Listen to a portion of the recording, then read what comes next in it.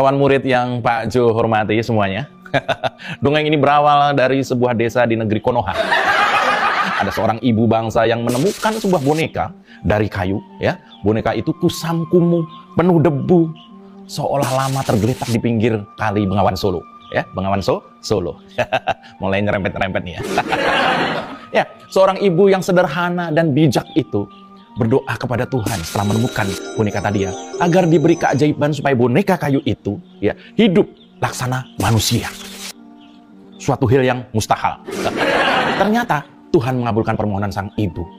Dan sejak itu sang boneka tadi ya sudah seperti manusia. Ia bisa makan, bisa minum, bisa tidur, ya, bisa berkeluarga, bisa membuka usaha mebel. Bahkan bisa menjadi wali kota.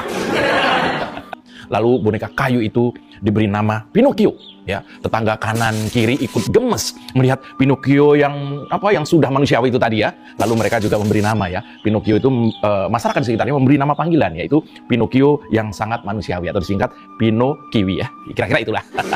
Yaitu Pinocchio yang sudah manusiawi tadi ya. Aman kan ya? Deg-degan ini. Nah, telah menjadi manusia meski terbuat dari kayu, Pinocchio sangat disayang oleh ibunda tadi. Apapun permintaan Pinocchio selalu dipenuhi oleh ibunda. Pinocchio kembali meminta supaya tidak sekedar menjadi wali kota sekali. Ia ingin menjadi wali kota lagi, dan lagi. Enak banget jadi pejabat itu, ternyata demikian batin Pinocchio. Pinocchio lantas merajuk kepada ibundanya. Ia memelas seperti biasa, ia berjanji akan memakmurkan rakyatnya. Lalu ibunda tak berdaya. Ia menatap dalam-dalam mata Pinocchio yang masih kecil itu sambil ia elus-elus rambutnya. Nah, untukmu ibu akan lakukan apapun asal kau selalu dekat dengan akar rumput.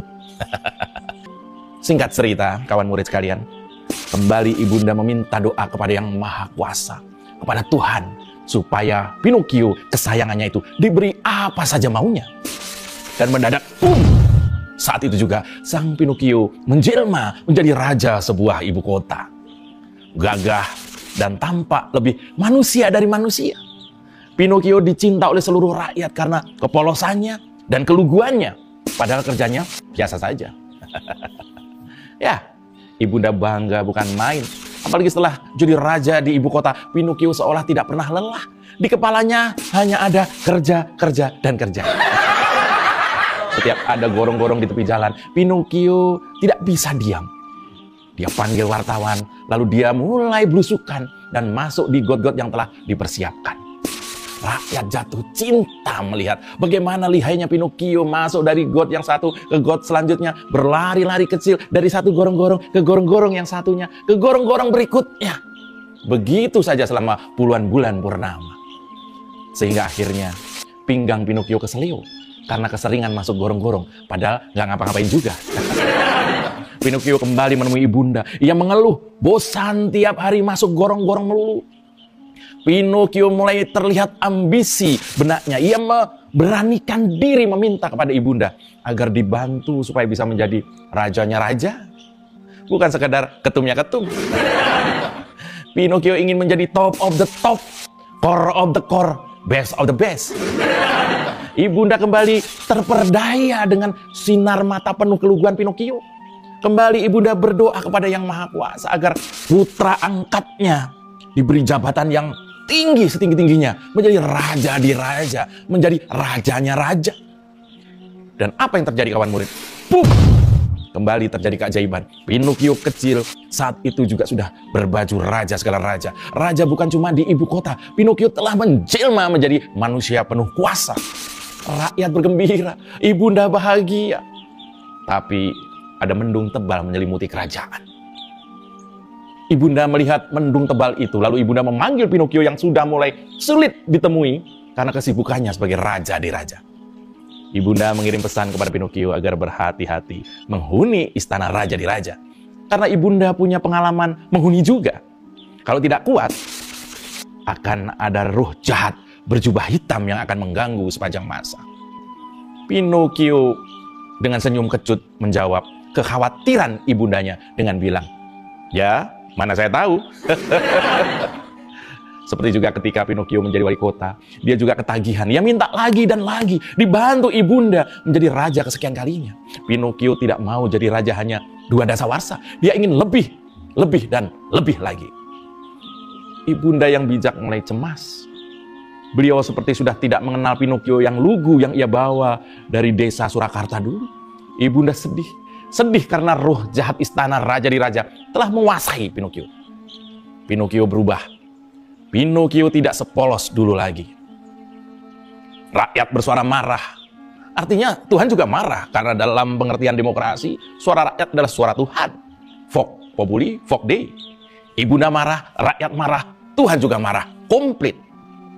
Pinocchio tidak takut mendapat tantangan dan juga tentangan dari ketiga unsur itu. Pinocchio putar otak agar tetap berkuasa. Dengan segala kelihayannya, bersandiwara, Pinocchio memegang semua unsur kekuasaan. Dengan segala cara Pinocchio berusaha mempertahankan kekuasaannya. Dia membuat relawan yang bernama Propi alias Pro Pinocchio. Dia minta anak-anaknya juga mencontoh dirinya, berkuasa mulai dari tanah kelahirannya. Dia menggunakan aparat dan kolega untuk memenangkan pertempuran. Singkat cerita, banyak sekali dosa Pinocchio ini dalam menjabat sebagai raja. Ia menghalalkan segala cara, ia rajin berdusta, ia rajin mengkhianati pendukungnya. Dan yang paling menyedihkan adalah Pinocchio bahkan menzolimi ibunda yang membesarkannya. Pinocchio dari Solo, ya, Solo itu di Afrika, saat ini makin terlihat segala tingkah lakunya. Apa yang ia janjikan kepada ibunda tidak satu pun kesampaian. Dan mendekati akhir kekuasaan, suasana makin ramai. Konon Pinocchio disebut sebagai pewaris kultur kebohongan dalam publik. Kebohongan demi kebohongan menjadi strategi permainan kotornya. Kawan murid sekalian, bahkan sekarang banyak yang meragukan kredibilitasnya, meragukan angka-angka surveinya, meragukan keturunannya, meragukan agamanya, bahkan meragukan ijazahnya. Pinocchio kini makin meyakinkan bagaimana kebohongan telah menjadi strategi dalam politik sebagai sarana ia berkuasa. Cerita tentang Pinocchio ini menggambarkan bagaimana budaya kebohongan diwariskan dan digunakan sebagai alat permainan kekuasaan. Bayangkan, warisan kok sebuah kebohongan. Pinocchio bukan hanya memanipulasi informasi soal keberhasilan kerajaan yang dipimpinnya, tapi ternyata banyak juga orang pintar, akademisi, bahkan tokoh agama yang tersihir oleh banalitas kebohongan, nepotisme, dan otoritarianisme Pinocchio Solo ini. Di sisa waktu Pinocchio berkuasa yang tinggal hitungan hari, mendung tebal tidak juga pergi dari istana. Bahkan di istana barunya, mendung dan petir bergemuruh, saling sapa, seolah mengingatkan manusia bahwa semua itu hanya sementara. Pinocchio Solo adalah Machiavellian yang merobohkan tatanan demokrasi. Kebohongan yang dijadikan pondasi setiap strategi akan jadi warisan paling menjijikkan dalam sejarah kerajaan ini. Itu tadi sebuah dongeng dari Pak Jo ya. Jangan terlalu serius ya. Kalau ada kesamaan nama dan peristiwa, percayalah itu hanya kebetulan belaka.